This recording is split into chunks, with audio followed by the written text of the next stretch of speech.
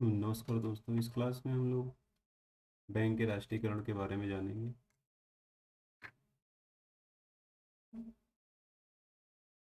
इसके पहले हमने बैंक के बारे में जाना था,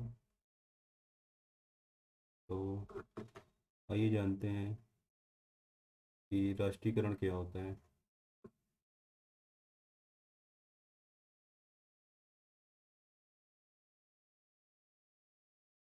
राष्ट्रीयकरण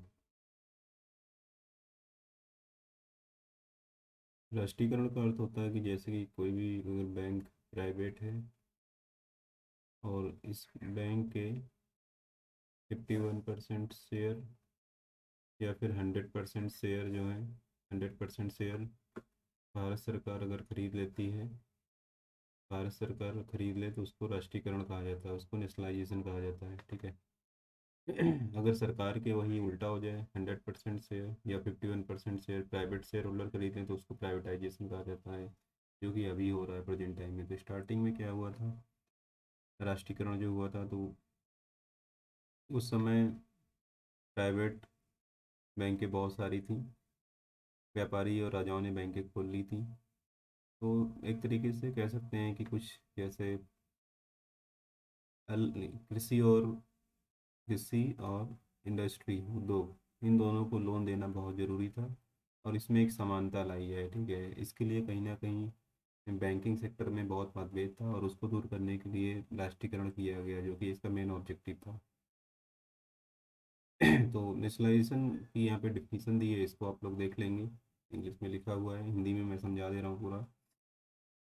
तो मेन ऑब्जेक्टिव क्या था, देखिए, अगर बात करें, bank under government would support the government to achieve its social welfare objective by directing funds to needy sector of the economy. मतलब कि अगर गवर्नमेंट के अंदर बैंक आ जाएगा तो सरकार की जितनी वेलफेयर स्कीम होती हैं उसको उससे रिलेटेड जितने भी लोन दिए जाते हैं वो आसानी से दिए जाएंगे और अर्थव्यवस्था पर इसका एक पॉजिटिव इम्पैक्ट पड़ेगा।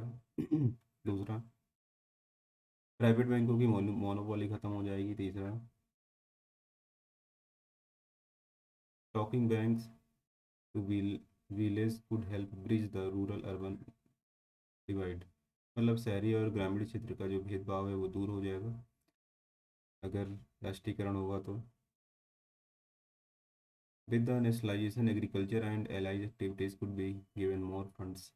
तो वो जैसा मैंने बताया, कृषि और उससे संबंधित जो क्षेत्र हैं उनको ज़्यादातर लोन प्रदान किया जाएगा, क्योंकि हमारी इकोनॉमी एग्रीकल्चर बेस्ड है, कृषि बेस्ड अर्थव्यवस्था है, कृषि को लोन देना बहुत ज़रूरी है।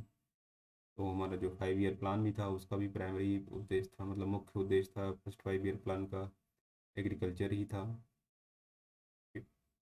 उसके बाद इंडस्ट्री आया। ठीक है। तो ये कहीं ना कहीं मुख्य उद्देश्य था राष्ट्रीयकरण का। और राष्ट्रीयकरण के समय हमारे देश की जो प्राइम मिनिस्टर थी वो इंदिरा गांधी थी। इंदिरा गांधी, ये भी आप लोग ध्यान रखेंगे और एग्जाम में पूछा गया है। नेशनलाइजेशन कब हुआ था? The first nationalisation bank of India was imperial bank of India, same SBI भी कहते हैं, जो कि इंपीरियल बैंक 1921 में जो की थी। बाद में इसी को एसबीआई बोला गया 1 जुलाई 1955 को, एसबीआई एक्ट 1955 के द्वारा। और अगर हम बात करें इससे भी पहले, तो हमारा आता है कि आरबीआई आरबीआई जो कि 1 अप्रैल 1935 को स्थापित हुई थी। भारत सरकार के पास इसके शेयर ट्रांसफ़र होते हैं। फर्स्ट, ध्यान रखिएगा, 1 अप्रैल 1935 को इसकी स्थापना हुई थी और भारत सरकार ने इसके शेयर खरीद लिए थे 1949 में। आरबीआई का जो राष्ट्रीयकरण हुआ था 1949 में। तो ये भी ध्यान में रखिएगा आप लोग। ठीक है। तो यहाँ पे अगर एसबीआई की बात करें तो एसबीआई इंपीरियल बैंक से एसबीआई बनी थी 1955 में, भी नेशनलाइज हुई थी। और राष्ट्रीयकरण मेनली अगर हम बात करें, जो प्राइवेट बैंकें थी उनका 2 स्टेज में हुआ है। फर्स्ट स्टेज में इस स्मॉल बैंक थी, स्मॉल बैंक, और सेकंड स्टेज में बिग बैंक थी। ठीक है, बड़ी बैंकें थी। तो ये जो था फर्स्ट स्टेज, ये 1969 में था और ये था दूसरा वाला 1980 में, दूसरा स्टेज जो था राष्ट्रीयकरण का। तो आइए इसको जानते हैं। पहले स्टेज में अगर हम बात करें, पहले स्टेज में 14 बैंक नेशनलाइज हुई थी, जो कि हमारा 1969 में है। ठीक है, 1969 में। तो इसमें कौन कौन सी बैंक थी? Central bank of India, bank of Maharashtra, Dena bank, Punjab national bank, syndicate bank, Canara bank, Indian bank, Indian overseas bank, bank of Baroda, union bank of India, Allahabad bank, united bank of, UCO bank and bank of India.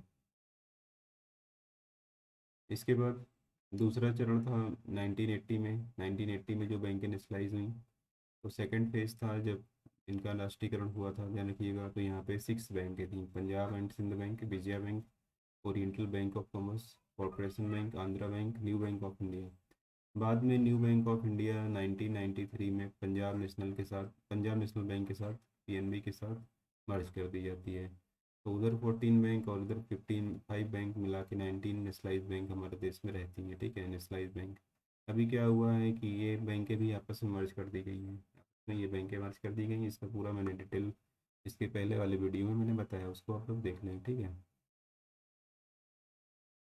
So this entire process resulted in 20 nationalized bank in India by 1980, and out of these 6, new Bank of India was later merged into PNB, जैसा कि मैंने बताया 1993 में, ठीक है। तो ये समझ में आ गया होगा आपको आसानी से। इसी पे रिलेटेड कुछ क्वेश्चन है, आइए जानते हैं, जो कि बहुत आसान है। How many banks were nationalise इन 1969, तो आपको समझ में आ गया होगा। इसका सही आंसर है 14। How many banks were nationalise in 1980, 6 bank. Which bank was merged with PNB in 1993? PNB 1993, New Bank of India. New Bank of India. Who was the PM of the country at the time of nationalization of the bank?